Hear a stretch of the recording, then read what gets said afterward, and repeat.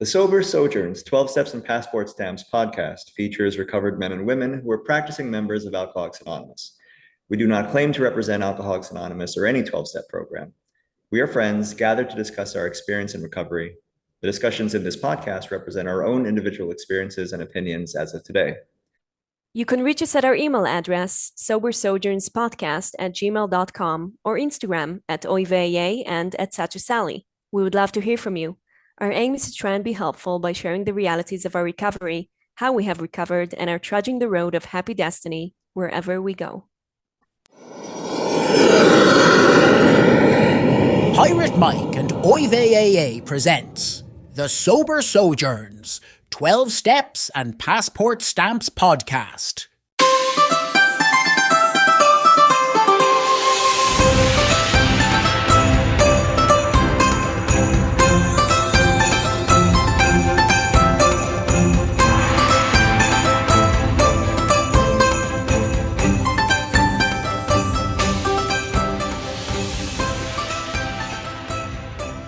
Hello, welcome back to Sober Sojourns.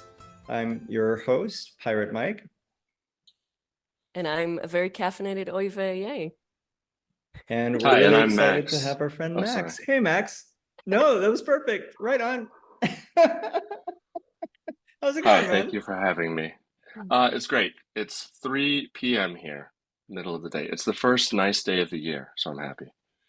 Hey, that's good. It is 7 a.m. on a Saturday here, which means I woke up 20 minutes ago. Mike, what time is it where you're at? It's 9:06 p.m. So this kind of explains why we just like stumbled all over each other in that intro. Different times of the day happening right now, which is on brand. Yeah. This was also the great booking debacle of 2024, as I will now refer to it, because it's really honed in for me, like the fact that we are both, all of us, in completely different time zones. And yeah, the magic of technology. I'm not caffeinated enough, so my English hasn't kickstarted yet. So I think you I might can have understand you.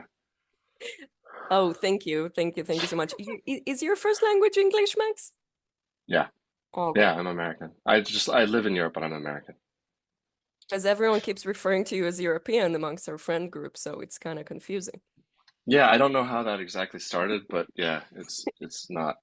I don't have any other nationality, so if I'm not American, I'm in trouble. Oh, yeah. How long have you been Aren't there we now? all? I've lived in Europe for about 15 years now. Excellent. First Poland, and then and now we live in Belgium, but we're gonna leave in the summertime. Oh, that's exciting. It is, I hope. but what? I hope. No. Yeah, I'm excited. A lot of yeah, the big unknown. I got a job. I teach, and I got a job somewhere else. That's the one thing I won't say. I'm not going to tell you where I'm moving to. Right on. Yeah, But it's everything been a else, state secret, right? It's been a big secret, but no, I like to like make guesses.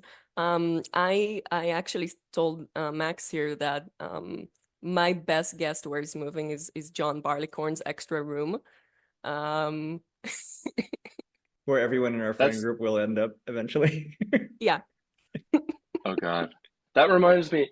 I had a friend my best friend in college. We were total drunks, and like he somehow managed to do well in school, and I managed to drop out. That was like the third university I dropped out of. And he um he was always just like, look, man, whatever happens, you always have a sofa you can stay on in my house. And I was like, that's great. I'm just a failure. No. Anyway, to bring it back to alcoholism.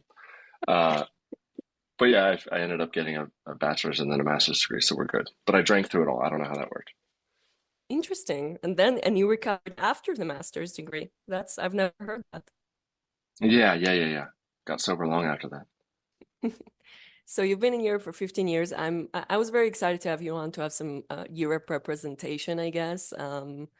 I also lived in Europe, not as extensively, obviously, but I feel like it's a very I wouldn't say if it's a different AA, because it's very much so still a lot of Americans, depending on which meetings you go to, right? But at least from what I've experienced, and then you get introduced to this whole, oh, it's an expat. We're expats. I'm like, no, you're immigrants.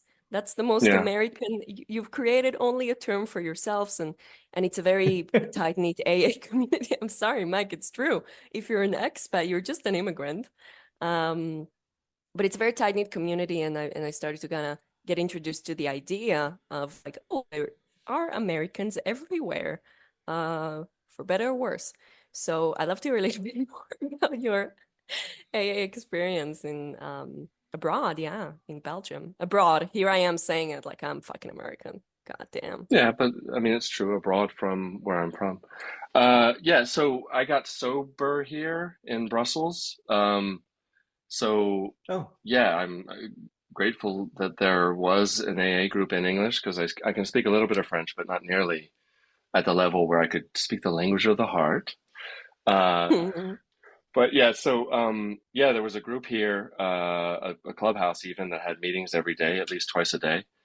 And yeah, that's where I was introduced to AA. So it's funny because I'm from Virginia originally, and my only real experience with AA, I mean, I've traveled a lot, and I've actually been, I guess I could say, around the world and been to AA meetings around the world. But I don't really have deep experience with places. I just have experience with AA here and then in Southern Virginia where my parents live, but I didn't even grow up in Southern Virginia. I grew up in the suburbs of DC. So I don't know DC AA very well. I don't know American AA very well. When some of our mutual friends talk about the, quirks or intricacies of American AA, I kind of don't know that. I mean, like I understand what they're talking about, of course, because you see it to a certain degree here. Some of the whatever idiosyncrasies of groups and people and stuff. But I sort of have like a weird outsider perspective. But I'm not European. I'm American. So it's this weird like unmoored thing. But yeah, so Yeah. no, but I got sober here. I both of my sponsors I've had have been English men, and yeah, I've had a great experience. I think, but I don't know how to compare that to like I guess what the standard AA experience is, which is like the American Mm, AA. mm. Did that answer your question? Think so, Okay. yeah. It's very interesting stuff because if I'm thinking about it really, I cannot. It's hard for me also to compare it to the American experience. It just feels like it's I guess it's just very different from what I experienced in Europe. And I've been to that clubhouse you referred to in Belgium, and to this day, I'm not sure if you and I actually met before we actually, became friends. Um, but it's different clubhouses in Europe. It's a different vibe. I guess the biggest one is that I have not seen like a AA clubhouse like it is in the States. It's like Right. different. I don't know how to explain it. Yeah, I mean, I think in the US, the clubhouses are like they're incorporated and they're completely separated from the meetings that they ah, house. But this group in Brussels is weird because the group itself manages the renting of the place, which I think runs against AA tradition. But I mean, whatever. That's how it goes. But yeah, it's weird because there's this English group in Brussels. There are English groups spattered around continental Europe hmm. in most big cities.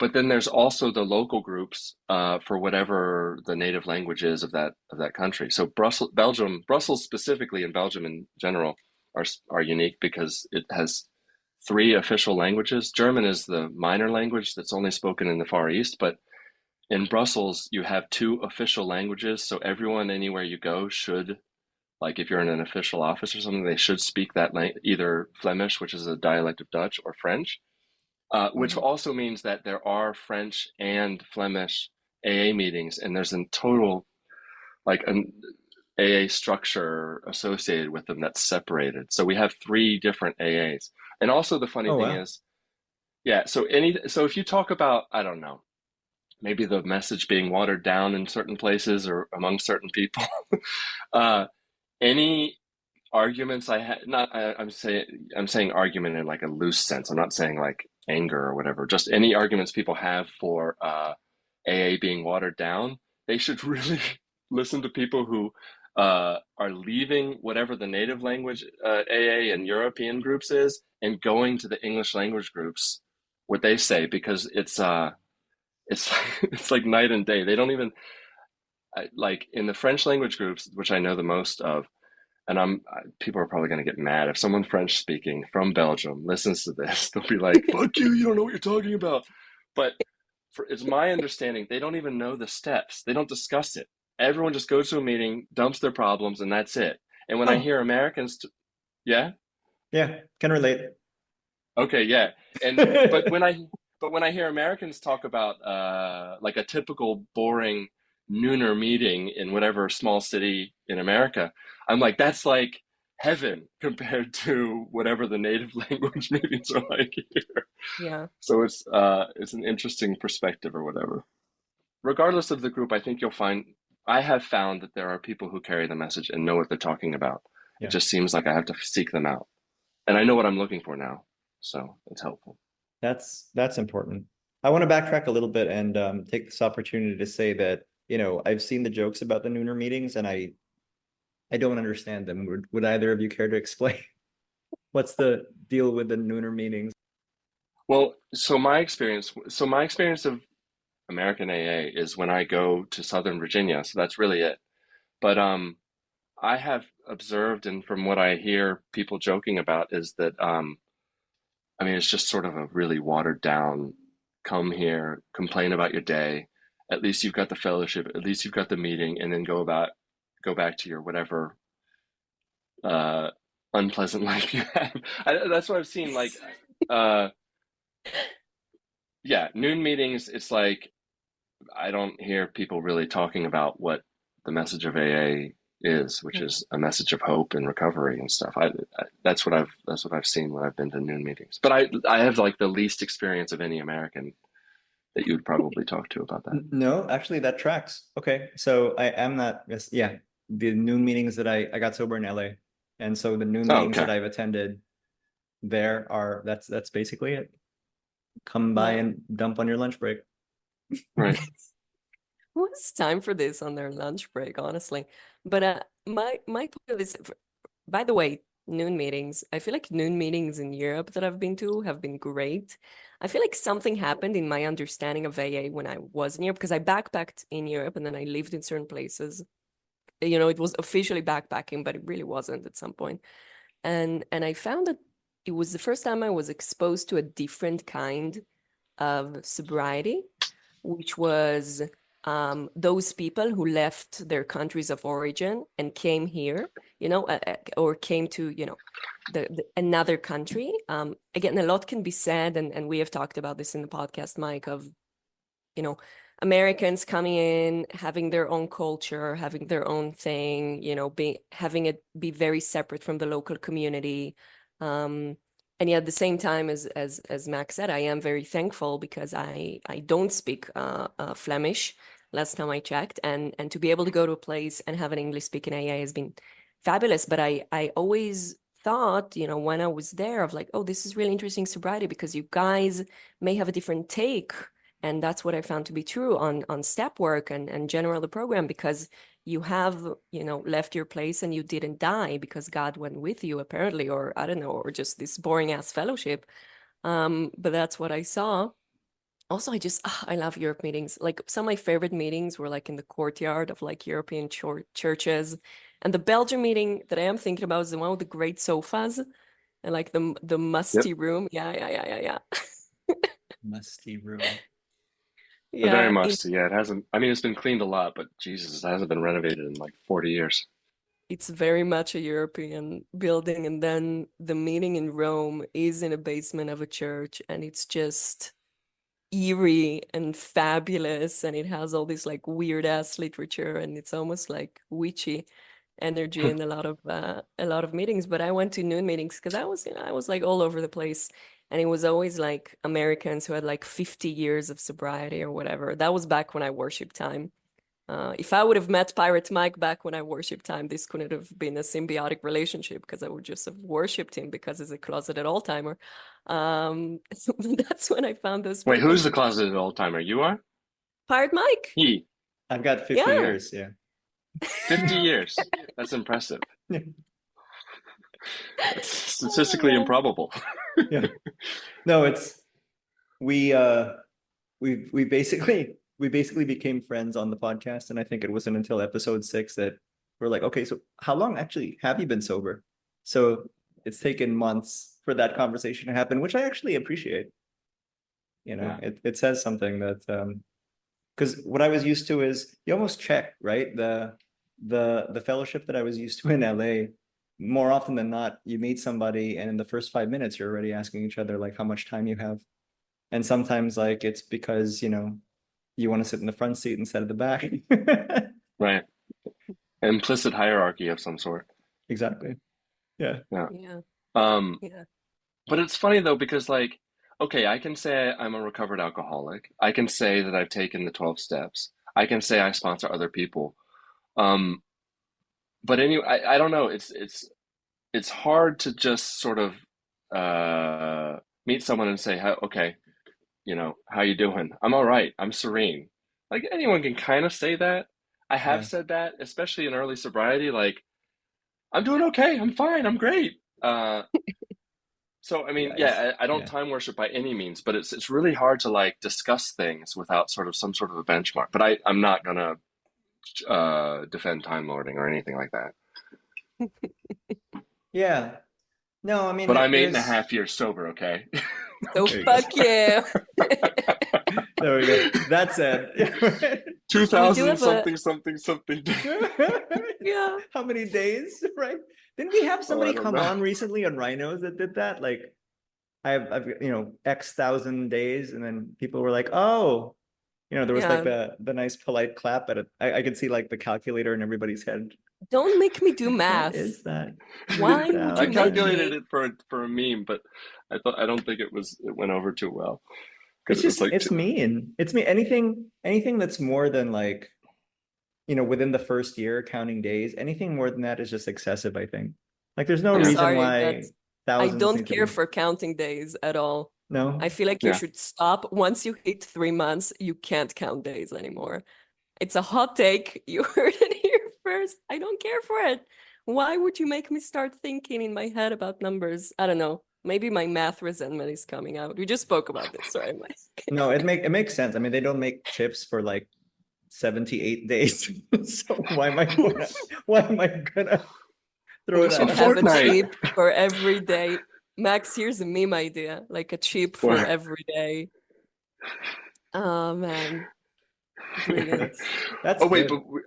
but back to meetings. What I wanted to say that I do notice that is different here, and it's baked into the system, is that you do have if the meetings are in English and they've been set up by either Americans or British or other English speakers, uh, you will automatically have a different type of person coming into the meetings. So, and that does change, like it does change the sort of makeup of things. Like I don't like, I think I might have been slightly unique in that I was living on my wife's, by her grace, basically. I wasn't homeless because she hadn't kicked me out of the house. I couldn't support myself. I wasn't, uh, you know, a professional, as Oive said, expat. I was very much just, I know that that's a loaded term. I'm not calling myself an expat, but, but what you see is, so I came in and I was kind of like a wastoid, but, you don't see, and I think it's to our detriment, people coming in that are really at rock bottom, like the way you would Mm. see at a, Oh, because yeah, I feel like that's the case because it's an English speaking group, and if an English speaker is coming into the rooms, they're already here because they're here for work. You know, they've been sent there for work, and so they haven't been fired from their job. They're not living on the street. And it seems like you don't have that type of person coming in. And it's to our detriment because I have a lot of the newcomers that I encounter. I don't know if they're ready to take in what AA has to offer. You know, are you really powerless? Are you really fucked? yeah, Um, yeah. and I think what might happen is they'll be fired from their job. They'll be sent home to wherever they go, and then a couple years later, then they might go back into AA, and you don't see that. And also with the whoever doesn't speak, whoever isn't a native English speaker, who's going into the English meetings, they're already speaking a second language of English, and that already puts them at an education level. And it makes this weird dynamic. Like someone has referred to our group here as a gin and jaguar group. This is a British person calling it that.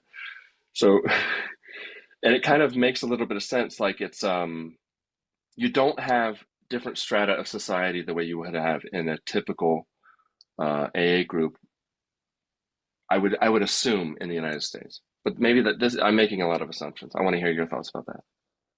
No, I agree. I remember, I think I partially agree because I remember it. I remember it being a very specific vibe. I remember it being a lot of retirees and a lot of people who Yeah. just work in the place, and Americans.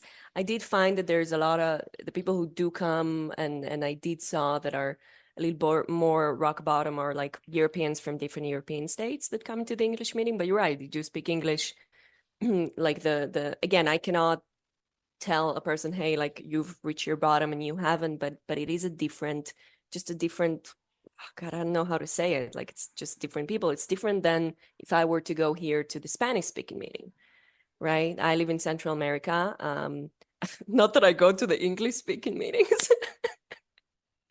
I don't go to meetings. The point is, How do you stay sober? I don't Without a know, meeting. by the grace of something, I sponsor people. By something. Oh, dang. There we go. No, but well, there's a lot of reasons why I don't go to meetings here that we will get into at some point, or maybe I have already. But the Spanish speaking meetings are a very different crowd, and the English speaking meetings are a very different crowd. But here, it's a very hot spot where I live to like go to rehab. So you get a lot of like people who come in from the States to do rehab cheap here. So you do get actually a lot of newcomers, but I don't think you get a lot of, newcomers in the English speaking meetings in like Lyon, in like France or whatever. Like I've not seen that. I've actually seen a lot of diplomats, which was always funny to me. Like I remember when I was in Switzerland, also in Belgium, that was like the general feeling. But yeah, it was just a different a different crowd. Maybe like the stereotype of AA that NA people have of like, oh, they're all just lawyers and doctors. And like when you Yeah. go to AA in Europe, the fancy element definitely kicks in. Yeah, I don't know. they kind of are. I mean, here it's all politically adjacent people. It's like people who work in Yeah. policy and things like that. Lawyers for sure, a lot. But then again, I don't have a benchmark to compare this to because when I go home, I'll go to a meeting here and there in Southern Virginia, but that's it. That's all I've got. And I've been to meetings like in Thailand and other places in Europe and stuff, but that's just sort of as a visitor, checking in and stuff like that. Big Yeah. expat scene in Thailand too, though. Oh yeah, Thailand Yeah. was wild. I only went to one meeting, but it was like, okay, here we are. It was a Living Sober meeting, so we read something from Living Oh, Sober. motherfucker. Oh, Really? no. And I don't know. I was just like, I love God. There is a solution. I don't know. Sometimes I don't know. It's fun to lean into it, but yeah, it was wild. I mean, there were some guys that were obviously bottoming out, and I'm like, hey, yeah, there's a solution here. Maybe it's Yeah. not living sober, but there's something we can do here. I can relate to the experience that you mentioned. I mean, and I think that, when you say like the benchmark, I'm trying to articulate this. Like the benchmark is really because in the Philippines too, and AA is something that was brought to the country, right? And so it's almost like the West, like another extension of the West. And in that sense, well, I mean, NA is as well, but for whatever reason, like it's so much more accessible here, in terms of NA. So AA definitely there's this idea that it's a fancier crowd. I was just talking about this with one of my home groups last weekend because we just found this like a new place to be, a semi-permanent location for our meeting. And it's comfortable, it's got air conditioning and stuff. And it was brought to our attention that like some people are intimidated to go to our meeting. Number one, because of the English. Not everybody can speak English, even though it's like the unofficial second language here. And then two, because it's in a restaurant, like yeah, people feel like they can't afford to go to the meeting. And so that prompted, like, I think a healthy discussion. But it was like, you don't actually have to buy coffee or food to sit, right? But it seems to be a barrier. Whereas NA is pretty well positioned, I think, among, well, in the rehab scene here. And so, you know, a lot more people from different walks of life will be able to attend NA meetings like right after their stint in a treatment center or rehab. You know, they have more meetings in the native language here. And so, yeah, it's much stronger and better organized than AA is. It is kind of like the expat scene. And I didn't even know that expat was a loaded term until like this call. But I guess, yeah, when I was in LA, I was an immigrant, right? And then over here, everybody with a certain kind of like white collar job that's moved over to the Philippines is an expat. Yeah. I don't know if it's a loaded term. I find it interesting that only Americans have that. Well, and Correct me Brits. if I'm wrong. Brits, right? Yeah. It's Yeah, it's a special distinction people want to make. You are Yeah. literally an immigrant to a place if you move there. Yeah.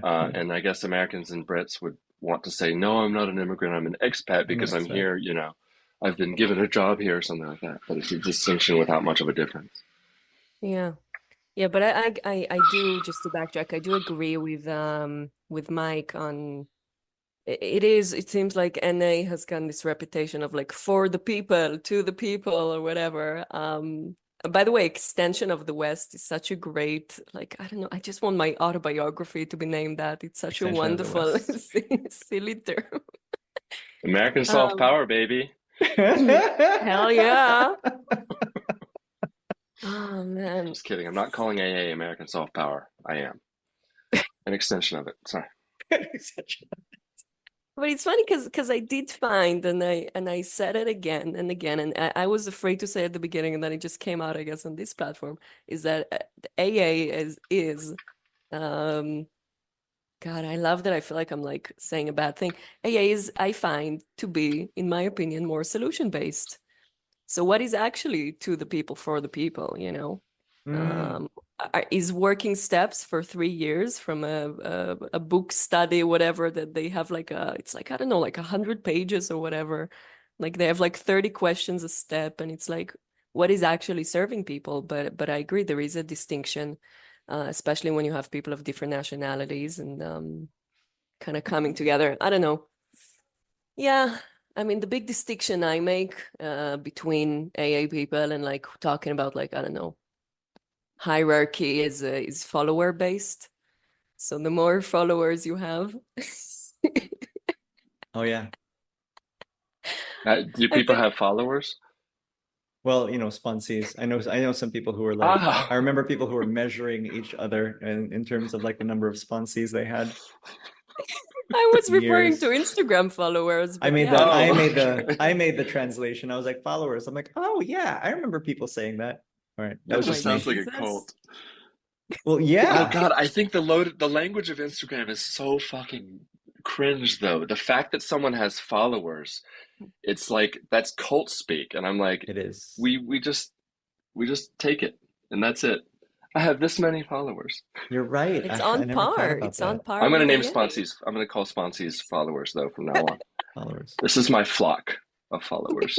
You know what? That is actually less cringe to me than what have I heard? Like pigeons, Oh yeah, pigeon. Yeah. babies, that kind of What the babies. fuck is pigeons a thing that I was not Yeah. aware of? Because okay, What? wait, if I fuck this up, Max, let me know. Because it's like with carrier pigeons, right? So you know you're like they Oh, will I carry didn't the know that. message. They'll carry the message for you. Okay. Oh, You're okay. sending out pigeons. That's horrible. I didn't know why they. I Was believe like that's pigeon. yeah. That's ridiculous. Yeah. Can I Carry choose a the different message. animal? Because I don't know pigeons really. What animal do you choose? Ooh, but they have to carry some sort of message, right? Maybe like, There aren't that many options if you're gonna make that. I don't know, maybe a tell you. whale. Whales speak to each other, right? Whales carry Oh, the whales are message. beautiful. Apparently they're trying to decode sperm whales language. It's taking a long Really? time. Yeah, AI.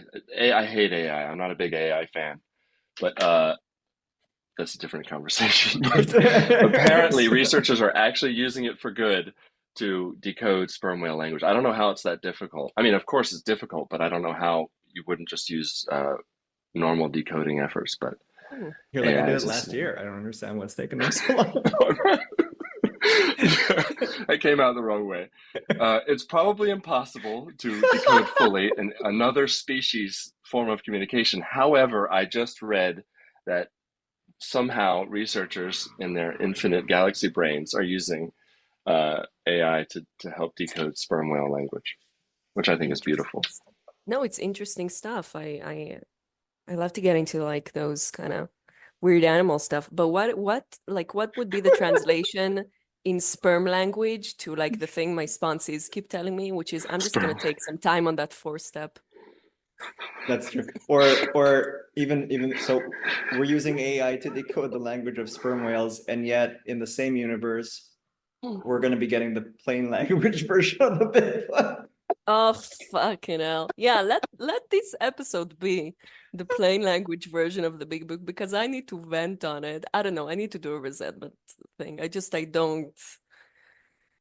It's the human need to overcomplicate things, I think, and to be special.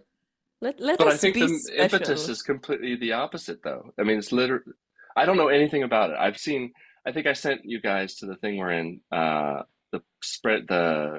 you call it, the presentation someone did about it, Oh, Yeah. like GSO or something giving. Yeah. I can send it to you. yeah, because with the time zones, what often happens in that chat is like you guys will carry on 5 days worth of conversations in 12 hours, and then I'll wake up. Oh, yeah, I haven't opened it in ages, so there's hundreds of unopened messages in here. Yeah, Excellent, Max, excellent. I feel like you have a deep fear of like opening the chat. Well, I'm one of those people, and my wife is the exact opposite. I don't have unread messages in my email box. And so it's just the same with anything Oh, else. I like if it's an unread message, it's because it's a task that needs to be completed. And my wife has like 2,000 unread emails. And I think there's two people in the world. There's that and the other. So if there's like an unread message, even if it's a group chat, I'm like, it freaks me out. But I then have to avoid it because I'm like, fuck it, I can't. I can't. I don't buy it. I can What? tell you right now, if you check your phone, you probably have like 20,000 unread messages on your Instagram. Oh, that's different. I don't that because it goes to an unread, it goes to a message request box, and I can't deal with that. Yeah. oh, But Oh man. yeah, at a certain point, there's like three. You have primary, general, and message requests, and got it. so message. Yeah. Also, if we're already referring to the Instagram thing, which I started the Instagram thing because everyone in our friend group makes memes, A, You and B, I started thought the Instagram? name. Yeah, I started Instagram. It's a Jewish thing, like the space lasers. God. Really? Mike. Ivy. And the second reason I did it was because I thought the name was hilarious, but now like, people come on and like, oh, how should I call you? I'm like, yeah, that's the name. We're stuck with it. I But after confused you refer, myself. I'm like, you thought the name Instagram was hilarious, or what is no, it? the OIVAA Oh, name. I'm sorry. okay, I just got it. woke up. My English isn't great. More excuse, whatever excuse you want for like this confusion in communication, Yeah. we can make it up. It has nothing to do Um, with your English use. Everything to do with your cognitive abilities. No, I'm kidding. There we go. We have a teacher on on the call. Um, Jesus Christ. Anyway, Instagram. I opened the OIFA account because everyone makes memes. Like, they're just laughing. I'm not even gonna try and. Everyone makes memes in our friend groups. I was like, okay, I'm gonna make memes. And then I thought this name, the OIVA name, was hilarious, even though it's really not that funny. It's And funny. thank you, Mike. Thank you for my feelings. It's why we it's why we're friends. It's my job. Yeah. This and obviously the major financial gain we have from doing this. Uh, but I have to, I think, officially thank Max because if it wasn't for Max and his meme page, I wouldn't have been introduced to a podcast greater than yourself, Oh and I my wouldn't God. have become friends with John Barleycorn, and I wouldn't have met this fella here, Pirate Mike, and we wouldn't have been here. So thank you for carrying the message of experience, strength, hope, recovery, and eternal AA. Eternal. It's my distinct pleasure to bring everyone. Oh, Shiza. Nobody We knows. can. We can- Nobody knows. We can You're edit it gonna out. bleep that out? Okay.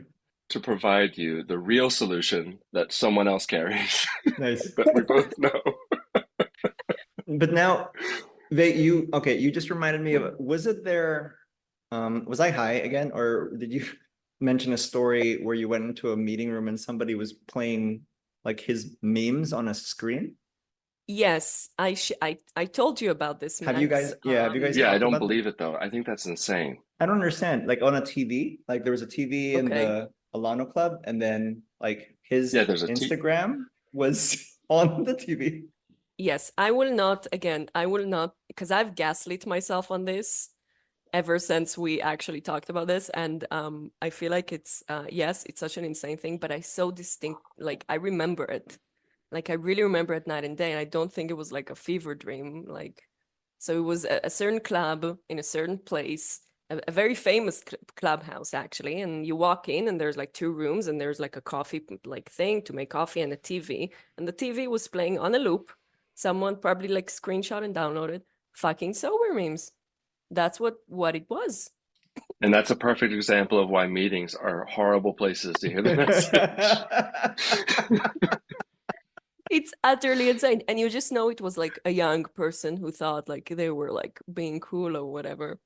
But yeah, Yeah, that's weird. it made me laugh. And I wish to this day that I would have taken a picture. And I can guarantee you that it's probably not up there now. But if anyone from the DC area remembers a certain clubhouse that was playing fucking sober memes and somehow can validate this feeling for me, please hit us up on our Instagrams. That kind of tracks though now. Now that you mentioned like the part of the country where you saw it, could have been someone you knew, man. Yeah, but that's the thing. I don't know anyone. I'm from there and I don't know anyone. Most of my drinking was in DC, but Okay. I don't know recovery there at all. At all. Oh, Yeah, that's why it's so unmoored. Like I have a weird, I feel like, because I was on that other podcast and we were talking about meetings and I just feel like I have a strange experience with it because I don't have a standard whatever. yeah. I couldn't say this is American meat and potatoes AA and this is where I come from. I have no idea. Is that expected of you? I'm curious about that though, because and this is where your experience, like, I'm curious about, because as an American going to meetings in Belgium and their English language meetings, is there an expectation when you meet, say, other Americans or other native English speakers that you are familiar with like AA tropes in the US and then you're not? Well, yeah, I mean, I know them. I just don't have as much like experience with them as other people. Of course, I know like the slogans and what people do and stuff like that. It's not my personal experience that I dealt with that for very long. Um, but yeah, well, as an American in meetings here, I think probably I'm afforded a, a privilege, I guess. Mm, There's an assumption that this is my culture, yeah. of Yeah. like in some way, and so Mhm. therefore I whatever. But I feel like I don't know. I always feel the responsibility to carry a proper message anyway, so it doesn't really change much.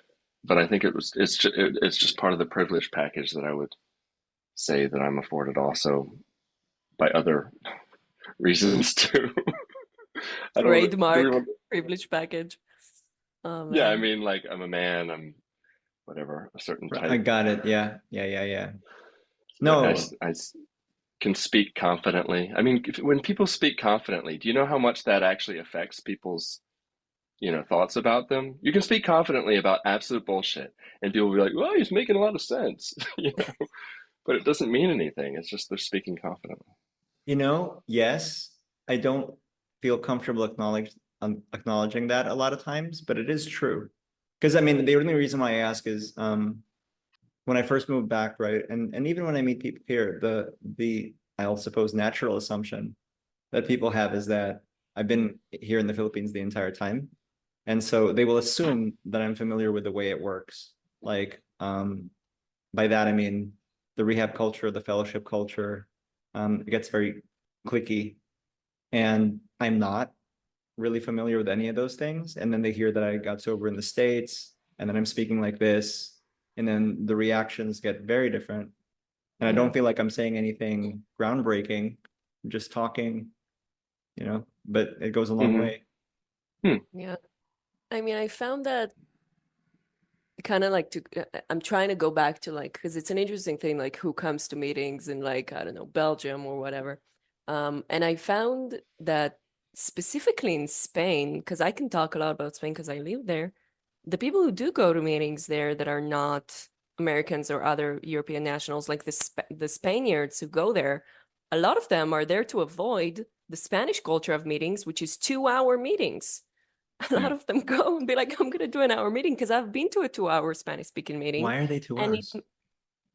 oh God, who knows? It was such a horrible experience for me to go to a 2-hour Spanish speaking meeting because you have like 5 people in the room or whatever. That's how it was.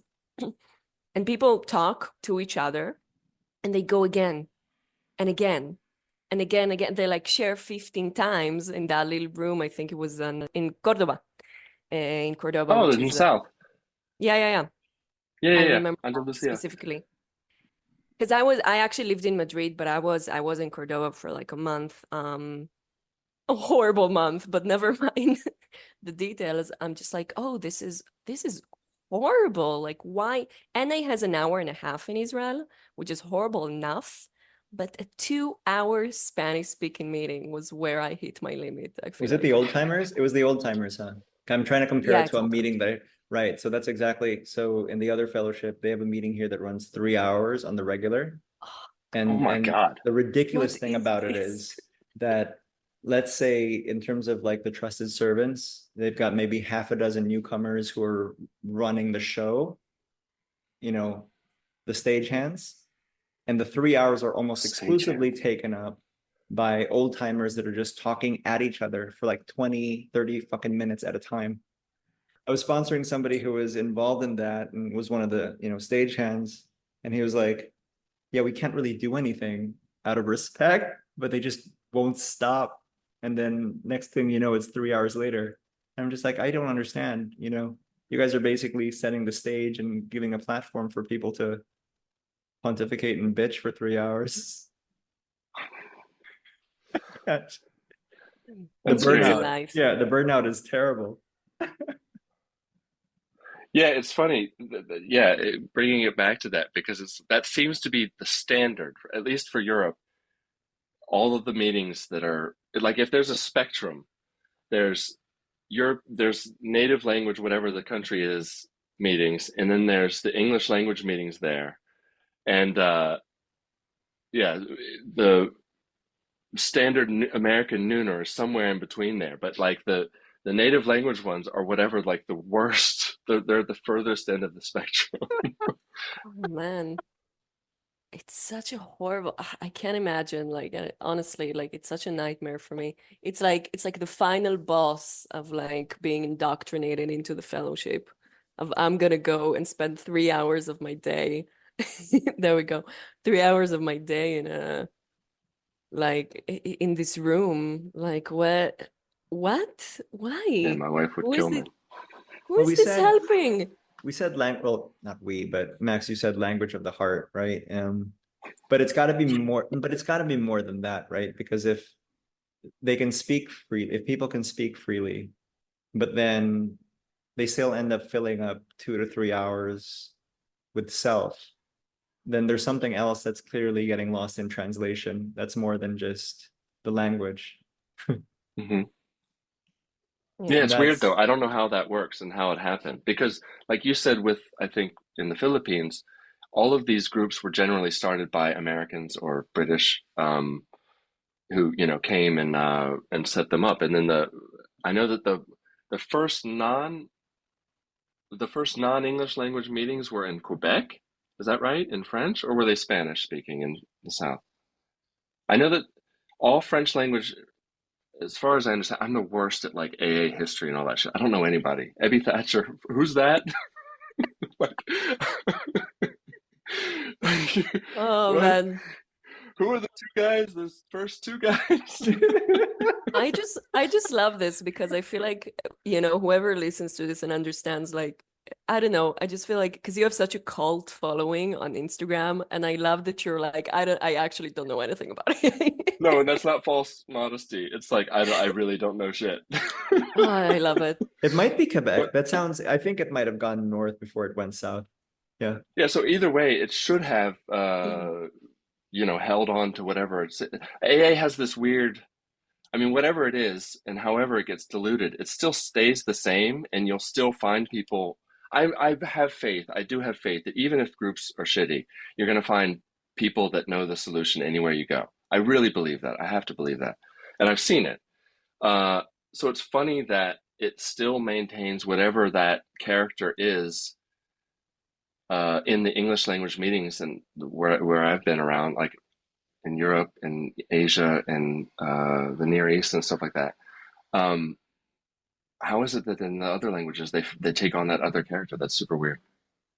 I think Let's it's an pontificate. interesting, yeah, I think it's an interesting discussion. And me and Mike have been talking about maybe actually looking and doing some sort of um, translation episode because I feel like it has to be translation, but also it's a cultural thing because the culture Cultural. obviously affects the thing. I can tell you that in 100%. Israel, it's very much a celebration of self.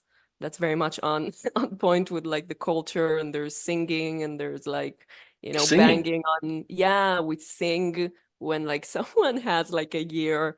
They do like the whole room sings for them, and then they speak for 30 minutes. That's NA.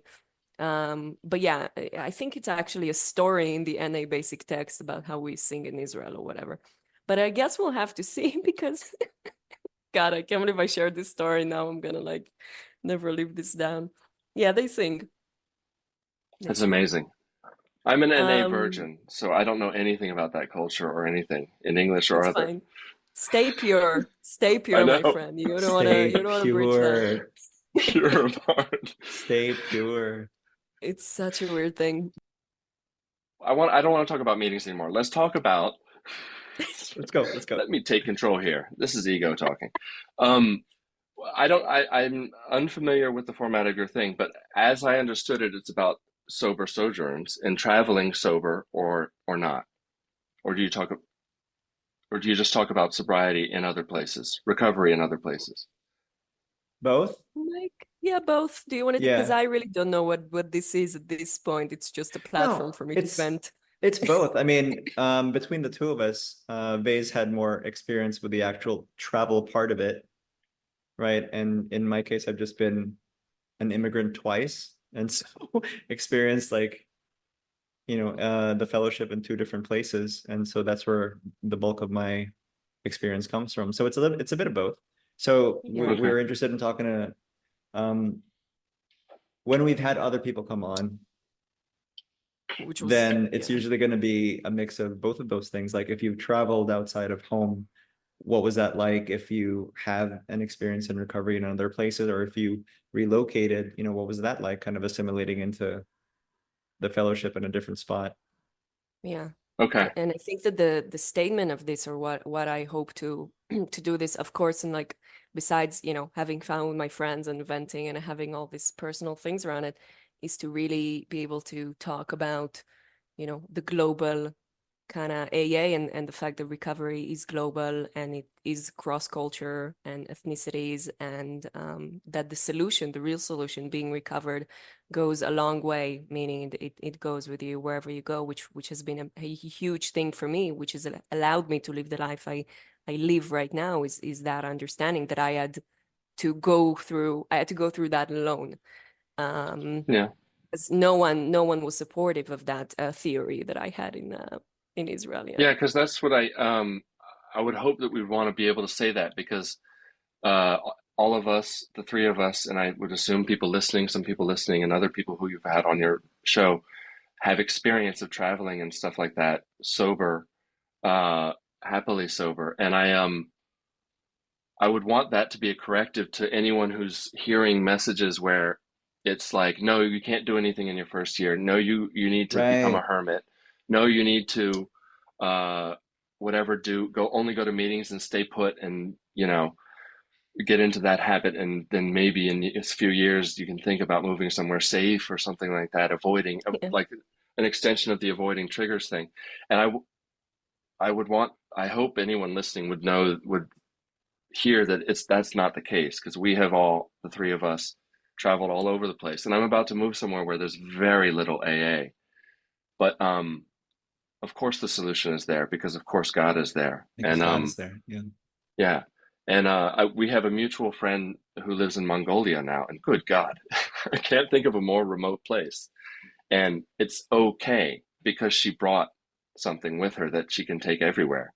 Yes. And I think that that's magical. And yeah, I mean, we can make jokes about the fellowship and shit on it and all that stuff, and it's fun. But I mean, really, truly, we do have something. Like I'm terrified about this. Not terrified. I'm jittery. I'm nervous. I'm anxious about my upcoming summer, because we're going to be moving, my whole family.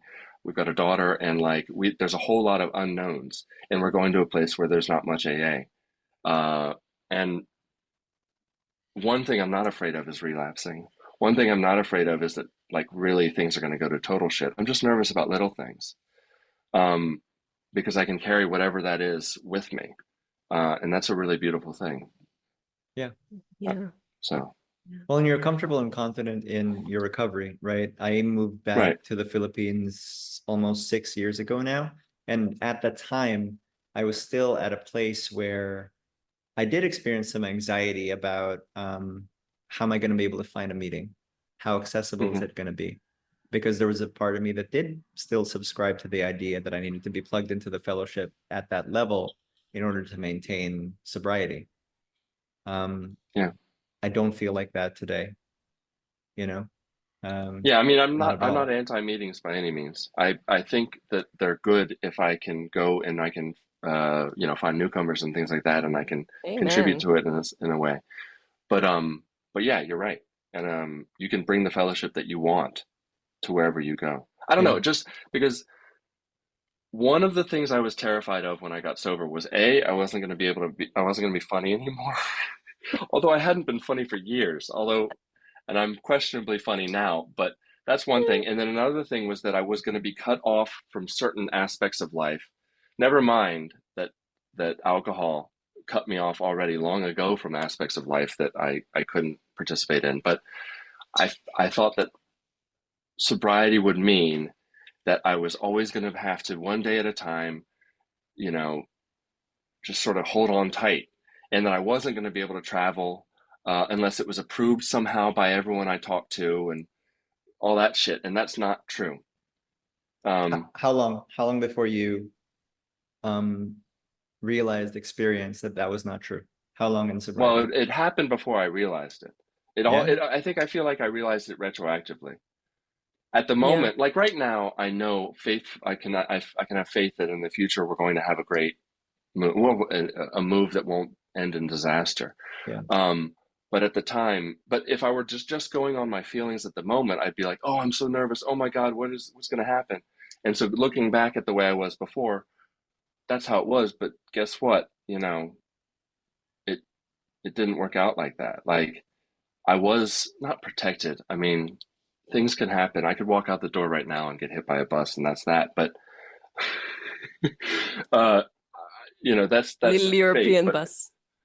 little European bus, it'll bounce off me. But it happened sooner than I realized. And Yeah. it what didn't help me was when people said that I couldn't do that, or that I'll always be, you're always going to be sick, so you're always going to have Yeah. this chip Right. on your shoulder or something. Like, no, I don't want that. I don't think that's right. So you came into Uh, contact with recovered alcoholics relatively quickly and kind of leaned into that relatively quickly. I'm gonna say Kind of, relatively but no. because I spent like so that fear that you talked about, um I spent 11 years living sobriety that way.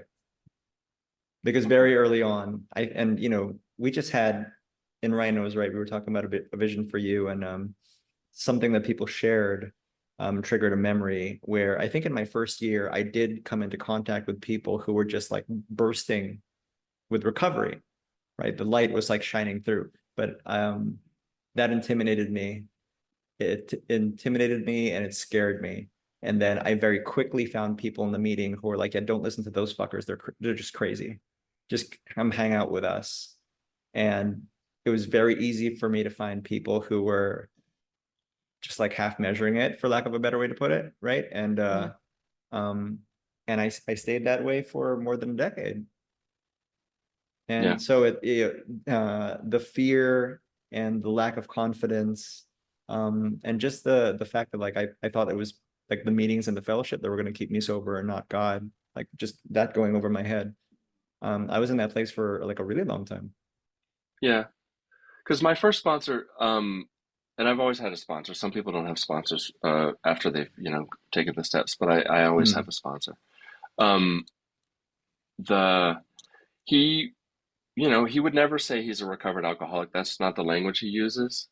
Um, but in his behavior and in his actions, it was very clear that he had been in the darkness, he had gotten out of the darkness, and he actually was living a pretty decent life. Um, he was, he talked about God in a way that freaked me out, Yeah. even though I had no other solution. But I don't know. I mean, yeah, when the conversion or whatever, or when the realization happened, I don't know. But you know,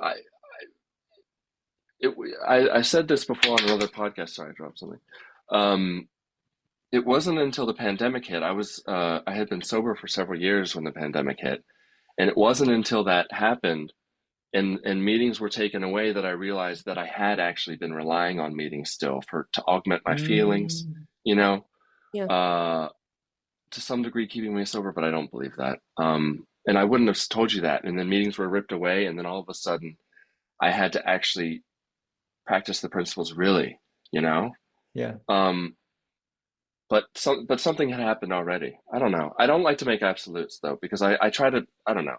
There's a lot of people out there who have a lot of issues with God, and I know it's an issue. I would have included myself too. And I don't want that to be a barrier, an entry point, a barrier to entry.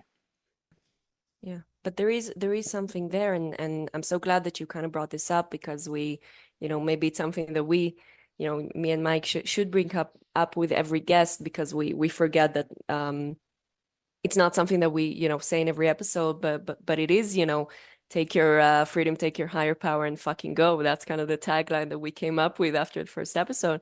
Because yes, there is, and I completely understand the strong feelings about God, and or maybe the fear or everything around it, but there is such a freedom to be had to live the life that you want to live and that Yeah. you want to create, and it's so much bigger, and it's so much not dependent on circumstances. And even after having recovered from alcoholism and having gone through this whole thing, that realization has been, hammered into my head time and time again, because circumstances became horrible.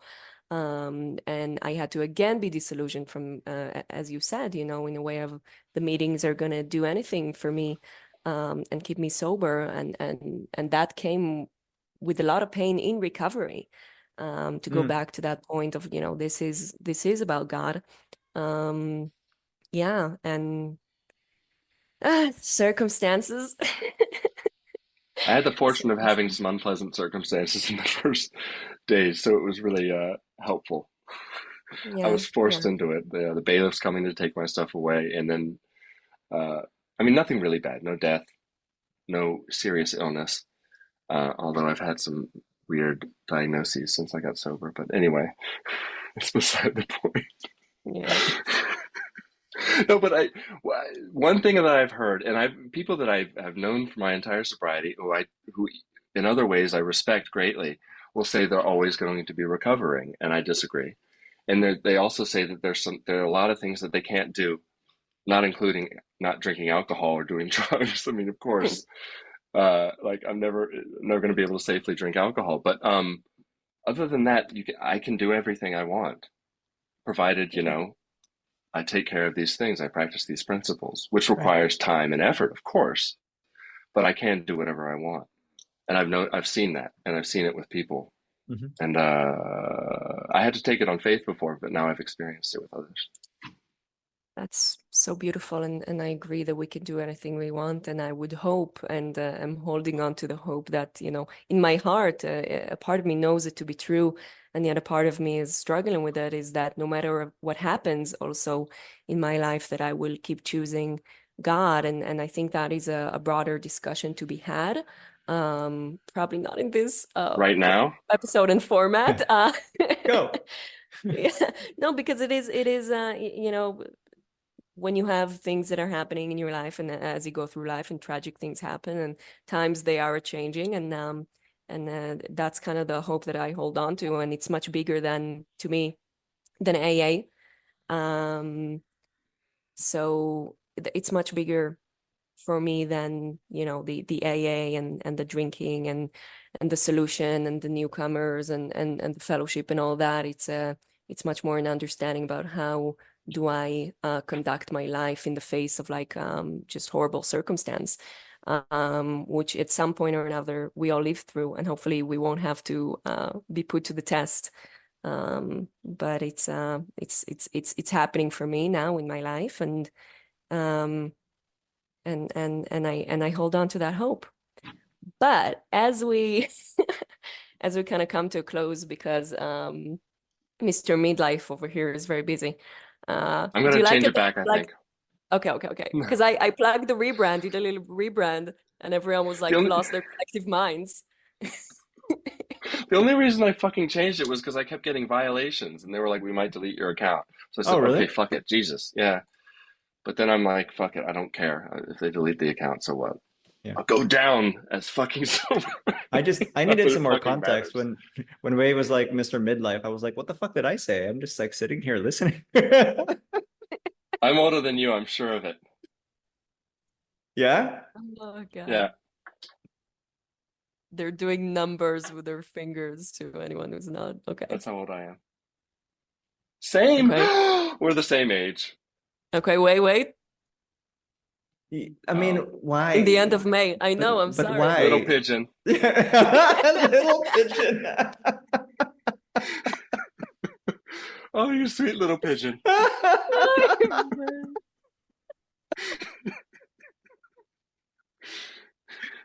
Oh man, I Yeah. was gonna ask you questions, but I feel like we can also be done with this wonderful bit. But I was gonna. How much time do you have, Max, before you have to head out? Of Because I know you. sobriety, or no? No, Oh, of being time. double booked. Well, my Like, We've friends have already already established that, Max, but we can go back and if you want to where are repeat. we in the pecking order? Uh, the I mean, I've got a couple of minutes. I hear my friends coming in the house, so I'm having a okay, fellowship barbecue for friends in fellowship. Okay. That fellowship. All right, right on. Yeah, no. okay, It's actual guys that are in A. Yeah. Nice. okay. Yeah. Given that this is, Max, in a way a travel pod, and in a way a hybrid, some sort of monster hybrid of a podcast, and in some other ways, I do have some fun Brussels questions for you. Just a Okay. few, just like 3 questions. The first thing I would ask is, if you were to give someone a culinary tour of Brussels, what would that day look like? Oh God. Well, I mean, Brussels is known for chocolate, waffles, and fries, and I guess to some extent mussels, so I'd have to incorporate those. Also for beer, but I'm not going to do that. I've taken friends for beer tours, but you know, I can go anywhere provided I have a reason to. There we go. There we go. Oh, Here's the really? real miracle. No, it really is. That is the biggest benchmark of recovery, and it's but you know, it glosses over the efforts that gone into it. But like, I'm completely neutral around alcohol. That's amazing. That's a magical thing. It was killing me. Um, and I'm neutral around it. It's like poison. I'm not tempted to drink poison. Anyway, so yeah, that stuff. Also, there's a whole lot of Michelin starred restaurants in Brussels that I can't afford to go to. So if friends visit, I would invite them to treat me to dinner at one of those places. Okay, good So stuff. please come visit. What is your favorite spot in Brussels? Spot? Yeah, just a place that you like to go to. I don't know. I like downtown a lot. There's the Grand Place, which is like the grand Yeah. place, is the transliteration. But that's kind of touristy. There's all sorts of little parks and areas around Brussels. Brussels is unique because it's not like Paris, which I guess other people know much better. It's all of the the good spots are hidden. You can't just come here and see everything. You have to sort Oh, of live here for a little while and that's cool. explore a lot. Yeah. Yeah, yeah. There's neighborhoods, there's areas, and you kind of find your spots there. So it's really nice. Yeah. No, it's a wonderful city. I vaguely remember it. Um, so my the last question I guess is if you could describe Brussels to someone that has never heard of it, like the vibe of it, I guess, in like a sentence or something. How would you This is describe it? just general people, not people I mean, like whoever you want, honestly. it's rainy and dark and cold. Yeah. Today is exceptionally not rainy and dark and cold. So if we did this yesterday, it would not look like this on your screen. Well, no, I mean it was sunny, but then it was also wet and cold and everything in between. So this is the chaotic time of year. Now is the Gotcha, time gotcha, of gotcha. monsters. The new world struggles to be born. No, no, no. Brussels, it's eclectic. I don't know. I'm not a tour guide. I'd sound cringy trying to explain it. It's an eclectic mix of offbeat flavors, and you're Nice. gonna find your tribe. Yada yada. I That's like how I that. wanted us to describe every place now. It's an eclectic mix of of cultures and cities. It is. Well, it's if you're familiar with Europe and like the different linguistic regions of Europe, it's the division between the North and South of Latin Europe and Germanic Northern Europe is literally on Yeah. the line. That's why it's a multiple language city. And so you get the best of both worlds. You have all of the rules of the North, and you have none of the rule abiding of the South. Yeah. It's actually the worst of both worlds here. So, Yeah, it's very much that. Well, that's why it's the capital, right? right. Yeah. Mike, anything you want to add before I have to like vigorously edit this episode? No, not, I mean, this was great. I'm glad we had a chance to talk, and the more that we talk about, I'm glad that we had enough time or um to spend discussing recovery, because it just doesn't get talked about as much as it should, honestly. I mean, and I don't want to shit on the meetings or the fellowship much more too, but you just don't find a lot of these conversations. They're there, but my experience has been like that's not what you see in most meetings. Yeah. You know, Yeah. Power to the people. power to the people.